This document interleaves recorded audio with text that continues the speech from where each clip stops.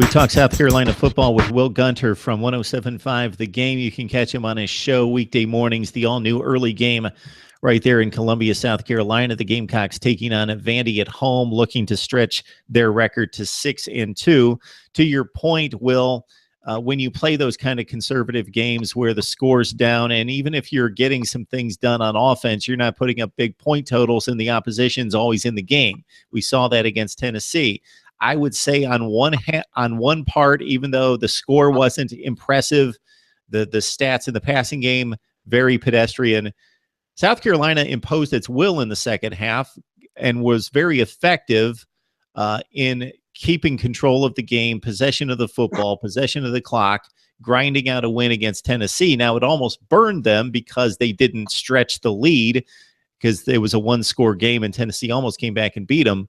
So you're kind of expecting that despite what Vandy's not showing us on defense. You just don't think South Carolina can stretch that lead and win big.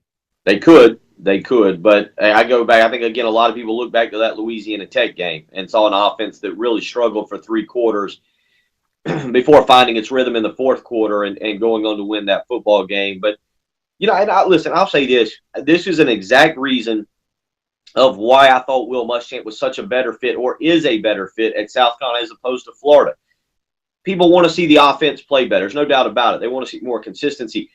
But people are thrilled. That was South Carolina's third win over Tennessee in Knoxville all time. People are thrilled with that. People love 15-9. Who cares? People are excited that South Carolina ran the ball efficiently.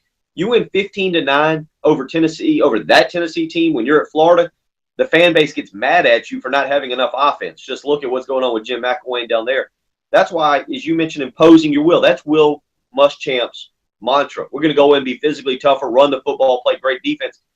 Fans at South Carolina love that kind of stuff. I mean, yeah, they'd like to see the offense put up 40 and 50 points and blow somebody out, but they're also not going to complain with beating Tennessee 15-9 in Knoxville, where they ran the football and played great defense. And the same thing kind of goes for tomorrow. Fans would love to see great offensive plays. Jake Bentley throwing it for 400 yards and 600 yards of total offense and all that. But if South Carolina wins 17-7 tomorrow or 17-10, and it's a defensive effort, you know what? They're bowl eligible. There's going to be a lot of happy Gamecock fans walking out of Williams-Brice Stadium about 7:30. We know what Vanderbilt accomplished under James Franklin his final two seasons in winning 18 games in 2 years and winning bowl games there. And then Derek Mason takes over. It seems as though initially the job's a little bit too big for him in the conference, a little bit too steep. Then he gets things righted to a certain extent. Last year, they make a bowl game. They get blown out by NC State, but still a pretty satisfying season for the fan base. It's got to be that they improved to 6 wins. On one hand, I looked at Vanderbilt preseason and thought, okay, well, Derek Mason seems to be doing something good there at Vanderbilt. So there's got to be a progression here. But I looked at the schedule, I looked at the personnel, and I think I projected a 4-8 season. And maybe I'm not too far off, because I was thinking that they were going to continue to progress, but I just didn't see the wins in the schedule. And sure enough, they're not getting wins, and they're really not close against anyone in the conference. The Florida game was the closest. They lost by 2 touchdowns, and it was a pretty close game in Gainesville. But otherwise, Vandy's just not competitive.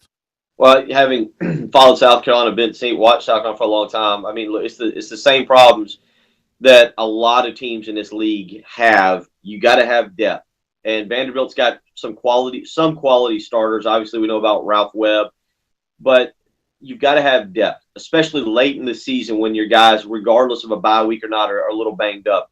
Your margin for error is so thin in this league, and that's regardless of whether you're going against Mississippi or Florida or Alabama.